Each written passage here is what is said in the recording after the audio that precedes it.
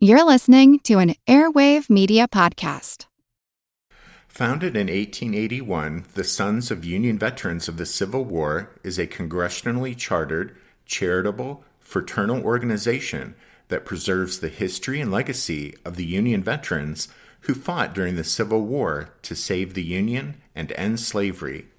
When you join, you enter a national network of men who form lifelong bonds, honor their heroic ancestors, and promote historic preservation, education, and patriotism in their communities.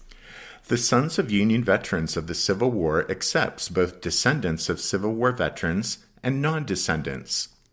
Visit them today at www.suvcw.org or email them at join@suvcw.org. The views, information, or opinions expressed in this podcast are solely those of the individuals involved and do not necessarily represent those of the SUVCW.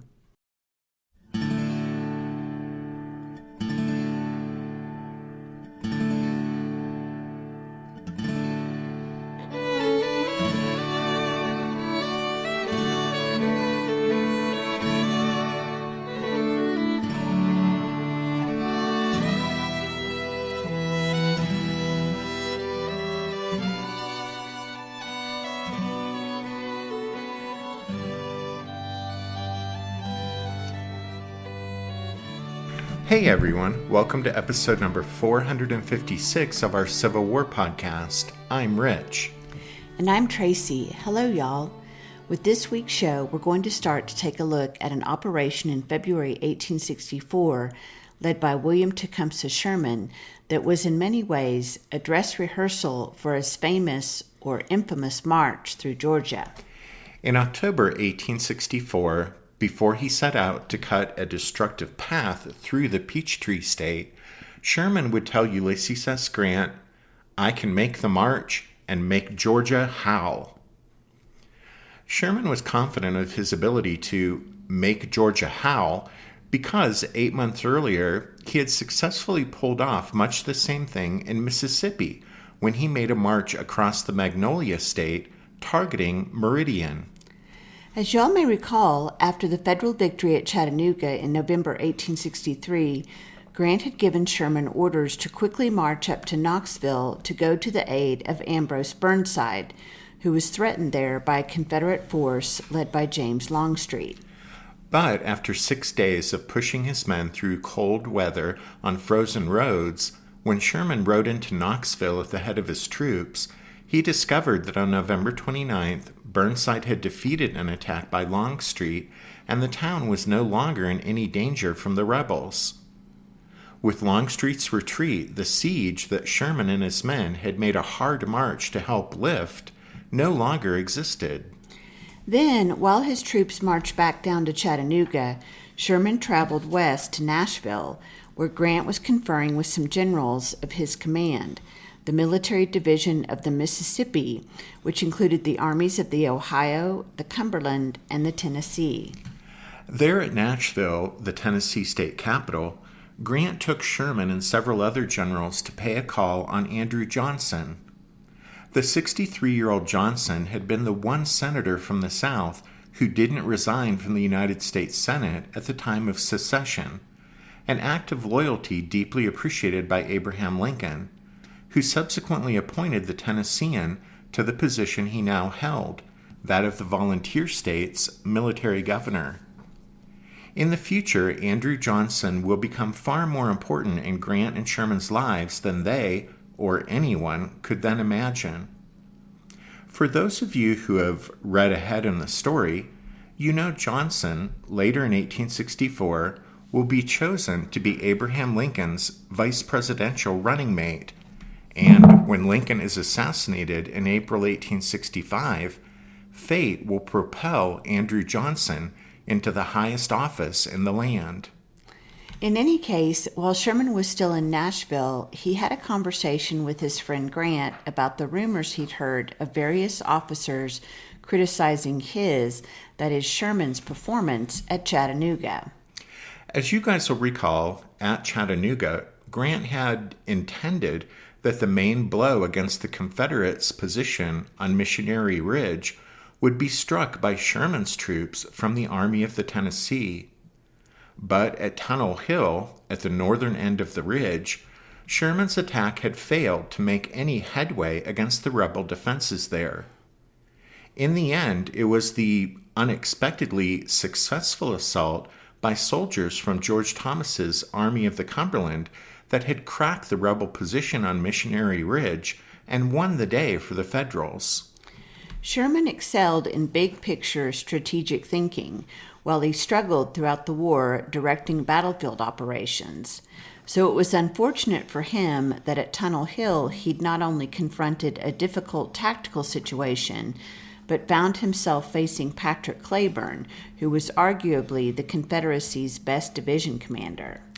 While it was true that Sherman's reputation had suffered, both among some of his fellow Union generals and in newspaper accounts, nevertheless Grant made clear that Sherman still enjoyed his complete trust and support.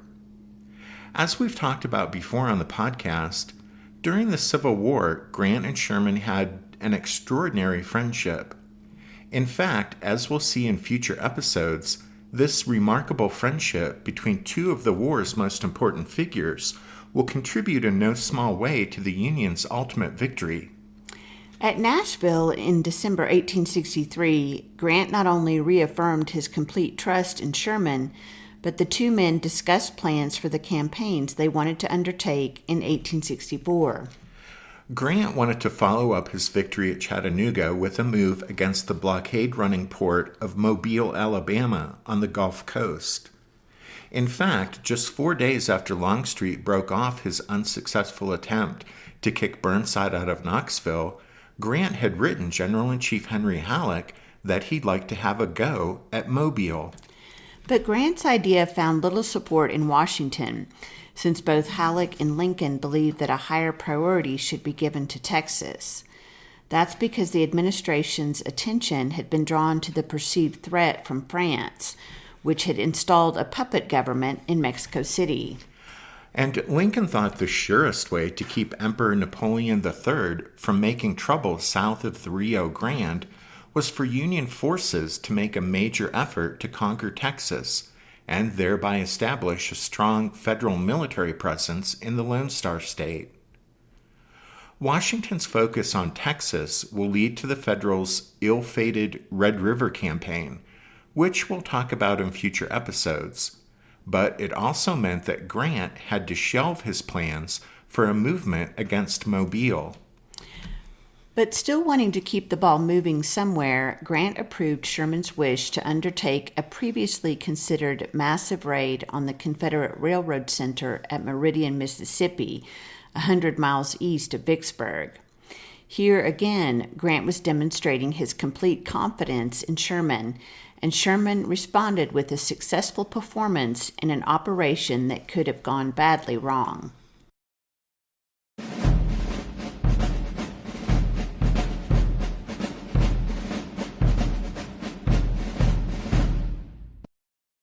If we rewind the tape to the first week of July 1863, with the fall of Vicksburg and the surrender of its garrison, the strongest remaining Confederate presence in Mississippi was the recently thrown together force of about 26,000 men commanded by Joseph E. Johnston at the state capital of Jackson. Determined to remove all organized enemy resistance in the Magnolia State, Ulysses S. Grant ordered his most trusted subordinate, William Tecumseh Sherman, to take 40,000 men and deal with Johnston. This would be the second time Sherman moved against the Mississippi state capital of Jackson. The first time was back in May 1863, during Grant's drive on Vicksburg, when he had sent Sherman off to temporarily occupy Jackson, destroy what he could of the city's military infrastructure, and thus reduce any possible rebel threat from that quarter while Grant was busy attacking Vicksburg. Now, here, after the fall of Vicksburg, Sherman recaptured Jackson in July. Upon Sherman's approach, Joe Johnston had skedaddled, heading for Morton, 30 miles east of Jackson. Sherman set his troops to ripping up railroads, burning warehouses and the supplies they contained, and destroying the city's manufacturing facilities. He hoped to prevent Jackson from ever again becoming a base of operations for the Confederates to threaten the Federals' hold on the Mississippi River. Even as his troops methodically laid waste to Jackson, Sherman turned his gaze toward Meridian, 100 miles to the east near the Alabama border. Meridian, population 400, would seem an insignificant speck on the map, except that it stood at the junction of 3 railroads, the Mobile and Ohio, the Southern Mississippi, and the Alabama and Mississippi River Railroads. Those were crucial lines that the Confederates used to move troops and transport vast amounts of supplies. It's no wonder Sherman saw Meridian as a prize well worth taking. If he could lay waste to the place, like his men were currently doing to Jackson, he believed it would not only hinder future rebel operations in Mississippi, but it would also be a blow to the larger Confederate war effort. Although he wanted to move against Meridian after he dealt with Jackson, Sherman realized that he hadn't brought sufficient supplies for an extended foray into enemy territory. In addition, he was worried a march across the Magnolia State in August would sap the strength of his men as the scorching heat and oppressive humidity took its toll on them. In the end, Sherman returned to Vicksburg after laying waste to Jackson, but he didn't give up on his idea of moving against Meridian. Once the weather cooled off, though, events in Tennessee, particularly the Federal predicament at Chattanooga, meant any plans Sherman had in Mississippi had to be put on the back burner, as he and a significant portion of his command marched east to aid Grant's efforts to turn the tide in the volunteer state in the Federals' favor. But now, as the calendar turned over from 1863 to 1864, with Chattanooga saved and with Washington having vetoed an attack on Mobile, Ulysses S. Grant gave Sherman the green light to go ahead with his plan to move against Meridian.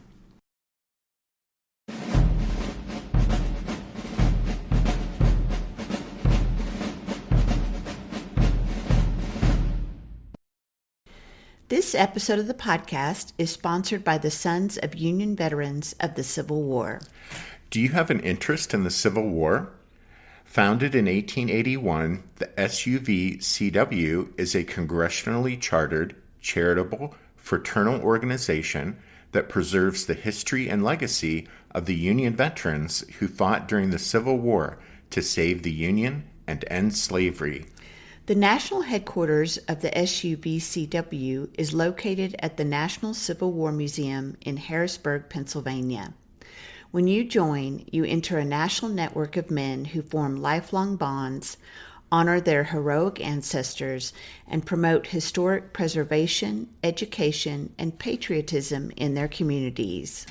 The SUV-CW is the heir to the legacy of the Grand Army of the Republic, the famous post-war National Association of Union Civil War Veterans. Based on the principles of fraternity, charity, and loyalty, the Sons of Union Veterans of the Civil War accepts both descendants of Civil War veterans and non-descendants. Visit them today at www.suvcw.org or email them at join@suvcw.org. The views, information, or opinions expressed in this podcast are solely those of the individuals involved and do not necessarily represent those of the SUV-CW. Want to learn how you can make smarter decisions with your money? Well, I've got the podcast for you. I'm Sean Piles, and I host NerdWallet's Smart Money Podcast. On our show, we help listeners like you make the most of your finances. I sit down with NerdWallet's team of nerds, personal finance experts in credit cards, banking, investing, and more. We answer your real-world money questions and break down the latest personal finance news. The nerds will give you the clarity you need by cutting through the clutter and misinformation in today's world of personal finance. We don't promote get-rich-quick schemes or hype unrealistic side hustles. Instead, we offer practical knowledge that you can apply in your everyday life. You'll learn about strategies to help you build your wealth, invest wisely, shop for financial products, and plan for major life events. And you'll walk away with the confidence you need to ensure that your money is always working as hard as you are. So turn to the nerds to answer your real-world money questions and get insights that can help you make the smartest financial decisions for your life.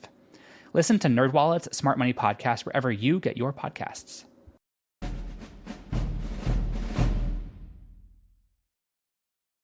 After leaving Grant in Nashville, Sherman spent Christmas in Ohio with his family. Then he returned to Tennessee, traveling to his headquarters in Memphis. And by the time he reached Memphis, Sherman's plan to move against Meridian was ready to be put into motion. He intended to make the march with 20,000 infantry and a brigade of cavalry. 60 artillery pieces would complete his force. Major General Stephen Hurlbut would lead 10,000 men from his 16th Corps southward from Memphis to Vicksburg, where he would join a like number of men from Major General James McPherson's 17th Corps. Colonel Edward Winslow's cavalry brigade would serve as the expedition's eyes and ears, as Hurlbut's and McPherson's columns, following separate routes, marched east from Vicksburg, across the Magnolia State to Meridian. To distract the attention of the formidable Confederate cavalry general Nathan Bedford Forrest, who was then operating in northern Mississippi, a division of 7,000 Federal horsemen led by Brigadier General William Soy Smith would depart Memphis just before Sherman's force left Vicksburg. Smith would move south, following the line of the Mobile and Ohio Railroad, destroying the line as he went, and meet up with Sherman at Meridian. Standard military doctrine said that an army operating in enemy territory had to maintain a well-established line of supply to the rear. But previously, during Grant's operations in the Magnolia State, when he'd been trying to get at Vicksburg, he was surprised to discover that the bountiful Mississippi countryside held such an abundance of foodstuffs, which might be confiscated, that, if push came to shove, it would be possible for his forces to subsist, at least for a short while, by living almost completely off the land. Now, on Sherman's march to Meridian and back, he was going to put that premise to the test. Sherman's march on Meridian was essentially going to be a large-scale raid. The Federals would march there, lay waste to the place, then march back to friendly lines. Since the expedition wasn't meant to hold ground, but was going to be only a temporary foray into the hostile countryside of Mississippi, Sherman intended that his men would largely live off the land as they went, rather than worrying about maintaining a lengthy supply line back to Vicksburg. Sherman wrote, quote, "We will take all provisions, and God help the starving families." Visiting deliberate ruin upon the enemy countryside may be what William Tecumseh Sherman is best known for today, but such a strategy was actually a 180-degree turnaround from the way Sherman campaigned earlier in the Civil War. During the first year of the war, Sherman had considered it his soldierly duty to ensure the proper treatment of civilians and their property. He took great care in seeing that his policies and the conduct of his men didn't trample upon the perceived rights of Southern civilians. He handed out harsh punishments to soldiers who did as little as steal fence rails for their campfires. But by 1862, Sherman's thinking had evolved to the point that he could tell Grant, quote, "We cannot change the hearts of the people of the South, but we can make war so terrible that they will realize their folly, however brave and gallant and devoted to their country they may be." End quote. Within a year, he had strengthened his stance, declaring, quote, "War is cruelty. There is no use trying to reform it. The crueler it is, the sooner it will be over." Sherman's march across Mississippi to Meridian in February 1864 would see him put into practice what he'd learned during the first 3 years of the Civil War about how to best bring the Confederacy to its knees and end the war. Sherman didn't develop this style of warfare in a week or even a year. It had taken the course of the entire war to change him from an officer who sought to exclude civilians from the conflict to becoming a commander who actively searched for ways to break the morale of Confederate civilians, bringing them to the point they would stop supporting the war. In the next episode, we'll take a closer look at that evolution in Sherman's thinking and see how he underwent this complete change of attitude toward the prosecution of the war.